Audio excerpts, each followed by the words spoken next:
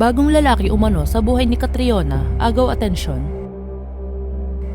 Ikinagulat ng lahat na may namamagitan kina Catriona at ang sikat na politician na ito. Matatanda ang huling karelasyon ni Catriona Gray ay si Sam Milby. Galing sa isa't isa ang dalawa noong taong 2020. Engaged na sana ang dalawa noong 2023 ngunit tinapos nila ang kanilang 3 taong relasyon. Hindi na dinetalye ang dahilan ng kanilang hiwalayan ngunit kinumpirma ito ni Sam Milby nitong taon lamang.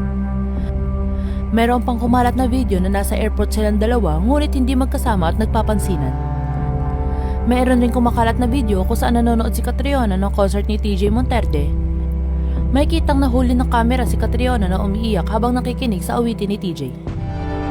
Nang ipakita ang kahilera ng upuan sa concert, nakita ang 3 upuan lamang ang pagitan nila ni Sam.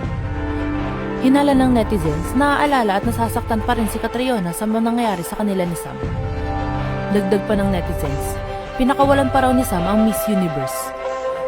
Samot-saring spekulasyon din ang kumakalat sa social media na tila raw babaero si Sam. Dahil hindi raw ito makontento at gusto pang magpapalit-palit ng babae.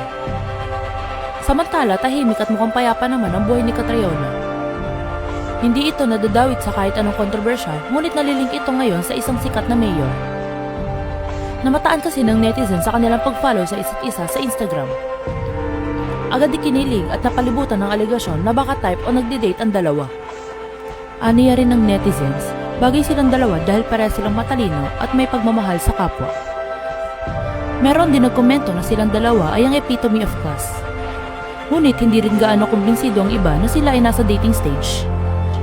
Dahil meron raw condo unit si Catriona sa Pasig at baka ito raw ang pagkakaroon ng connection ni Catriona sa lugar.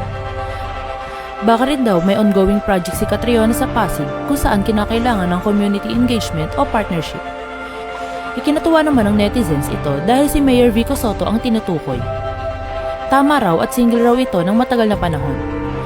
Baka raw si Catriona Gray na ang kanyang hinihintay at hinahanap.